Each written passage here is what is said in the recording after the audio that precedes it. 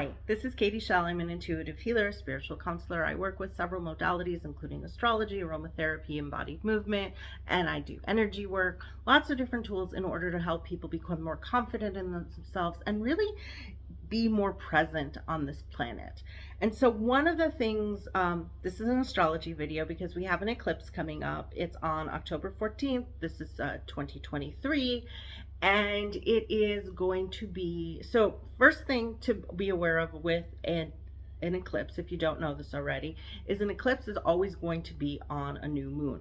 So what we're looking at of the energy of any eclipse is basically a supercharged new moon. So we're setting new intentions like at any new moon, but we're doing it in a bigger way. We're doing it where we're really shaking things up and changing things up in our life regarding whatever sign this is in. The other thing to keep in mind with it is when we, and I do this a lot even on a regular new moon, but even more so with the eclipse, is you want to set the intention later in the day, maybe the next day, maybe 2 days later, because that energy that is coming in for you, it can feel erratic, and you wanted a minute to let those kind of cosmic waves settle in and incorporate into the body before you go ahead and set your intentions, because you'll have more clarity in the day, in the next hours or days after the actual new moon and after the and again, especially with the eclipse, because this energy becomes more erratic, because there's so much going on at once, we will really want to give that a moment to settle in before we go ahead and set our intentions, just tuning into the awareness of it. The other thing to be aware of is eclipses always come in sets. So then 2 weeks from now we will be having, or 2 weeks from the new moon eclipse, we will be having the solar new moon eclipse. We will be having a full moon lunar eclipse that will be in Taurus, with the sun opposite Scorpio. And I'll make another video on that, but that's going to kind of reinforce some of this energy and help us really shed things, because Scorpio energy, Taurus energy is about the body and about moving things. And so again, there'll be a separate video on that probably. So for this video, we're focusing again on that new moon in Libra. So in Libra, we're talking about relationships, we're talking about beauty, we're talking about harmony. So what we're wanting to do right now is really evaluate what kinds of relationships we want in our life, what we are willing to give, what we are willing to receive, because that's where healthy boundaries come from. Healthy boundaries are never about walls. They're about, this is what I choose to give, and I will give nothing less, and this is what I choose to receive, and I won't, because sometimes we feel like we need to receive things from other people that we don't really want, and that's fine, and there's nothing wrong with that. But really being and then on the flip side, we sometimes are not willing to receive things that we do want because of fear, because of conditioning, because of other things. So really taking some time to evaluate what it is. The other thing about this is we look for balance in our relationships. We look for equality, and we can kind of get caught up in keeping score with this. So we don't want to, when we're looking for balance and harmony in our relationships, we don't want to be like the Virgo brain wants to make lists and say, okay, compare. These are the things. I do this, you do that. I do this, you do that. And it's, relationships don't work like that. They're dynamic, they're moving, they're changing. And sometimes one partner needs more than the other partner. And this is all kinds of relationships, not just romantic relationships. It can be with friends, co-workers, children, parents, anybody in our lives. We have some sort of relationship that we want to feel that we are equally valued in it.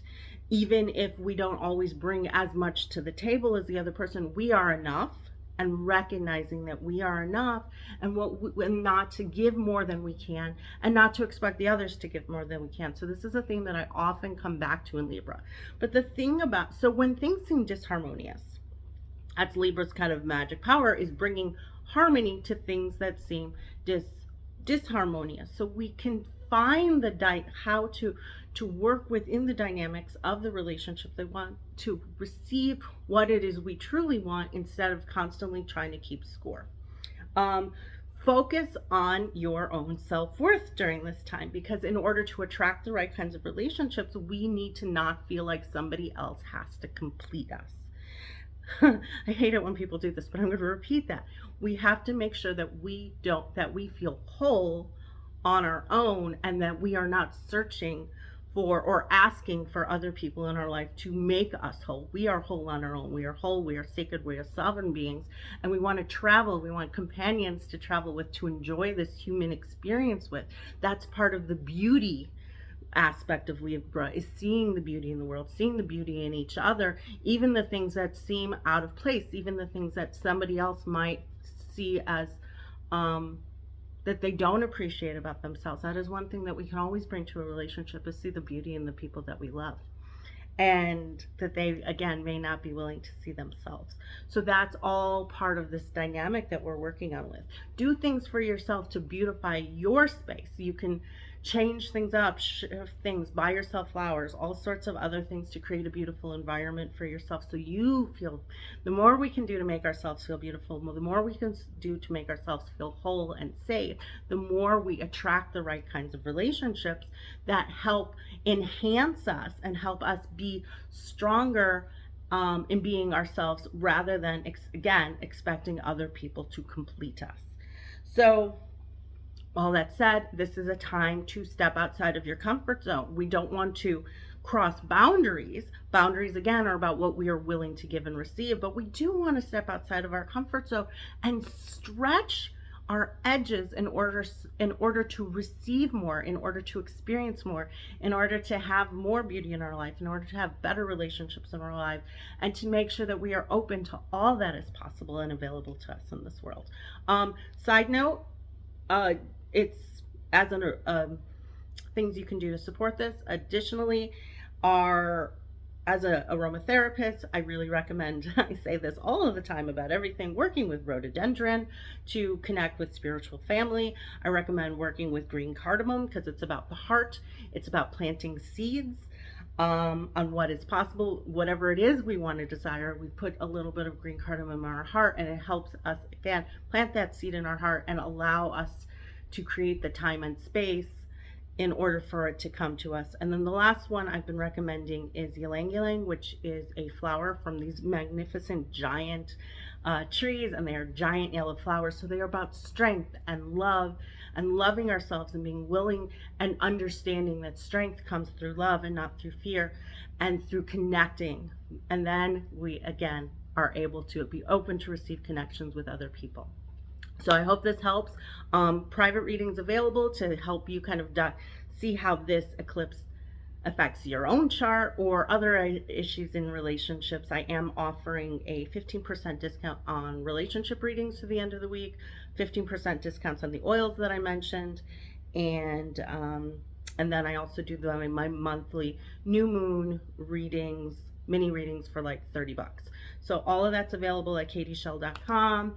And please like, follow, subscribe, all of those other fun things, and have a great day. Bye.